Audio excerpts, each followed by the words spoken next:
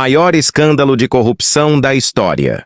Dino puxa fio da farra bolsonarista e esse é só o começo.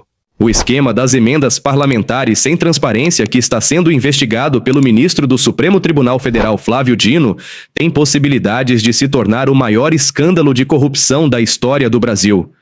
A afirmação é da jornalista Daniela Lima, que deu detalhes sobre informações quentes de uma fonte em Brasília durante programa na Globo News. Uma fonte também muito bem posicionada com conhecimento dos três poderes diz que este é seguramente o maior escândalo de corrupção da história do Brasil, porque a gente está falando de 50 bilhões de reais que simplesmente foram para Lins, lugar incerto e não sabido. Eu vou voltar a aproveitar... Lins é muito bom. Eu vou aproveitar que a Natuza lembrou da pandemia e trouxe o Major Olímpio, que se rebela contra o sistema adotado pelo governo Bolsonaro para se manter de pé no Congresso e acaba sendo, de certa forma, apartado pelo bolsonarismo e fatidicamente morre de Covid-19. Ele que estava denunciando desvio de dinheiro da saúde. Se você voltar, a Mônica falou do FNDE, você vai lembrar que o primeiro grande escândalo que tem um ministro de governo que é pego ali em situação vexatória, gravado, grampeado, com o prefeito dizendo que estava entregando barra de ouro em troca de dinheiro de onde? Emenda do MEC para receber, inclusive receber bíblias impressas, foi o ministro da Educação do governo Bolsonaro. A Covid-19 acontece e o governo lida tão mal com ela, naquele momento, o governo Bolsonaro, que cria-se o chamado orçamento de guerra. Com o orçamento impositivo, que é o fruto, o nascedouro do orçamento secreto, já andando. O orçamento de guerra era o quê? Era uma licença para você gastar fora do teto de gastos, porque você tinha uma emergência sanitária.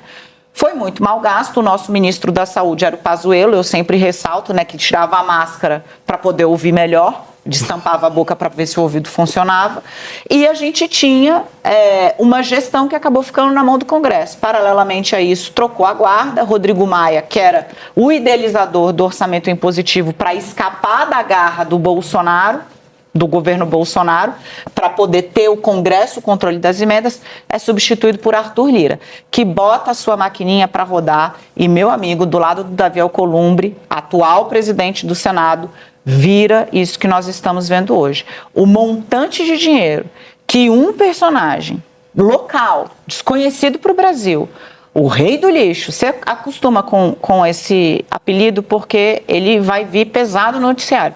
A quantidade de dinheiro que este personagem, sozinho, é acusado de mexer debaixo dos panos, por meio de orçamento secreto, é um prenúncio. Natuza. A jornalista Natuza Neri acrescenta que investigações da Polícia Federal sobre esquema de emendas geram medo no Congresso.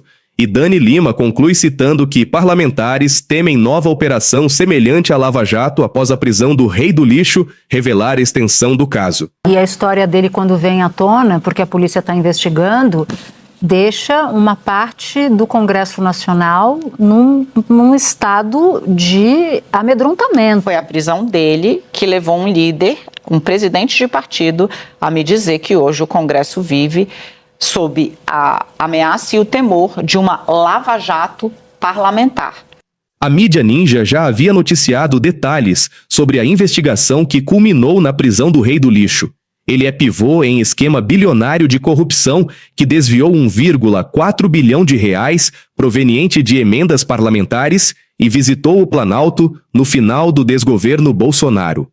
O investigado deu uma resposta inacreditável. Disse que não lembra o que foi fazer durante essa visita.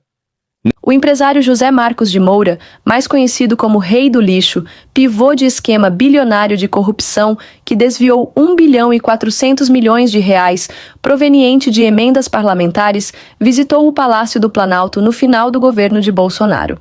Ao ser questionado sobre o motivo da visita, Moura afirmou na maior cara de pau que não se lembra porque foi até o Planalto e nem com quem conversou.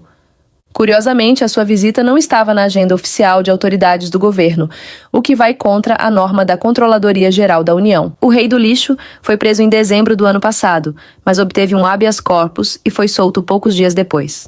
O empresário é apontado como líder de um esquema que superfaturava obras públicas por meio de contratos de licitação fraudulentos, favorecendo interesses privados.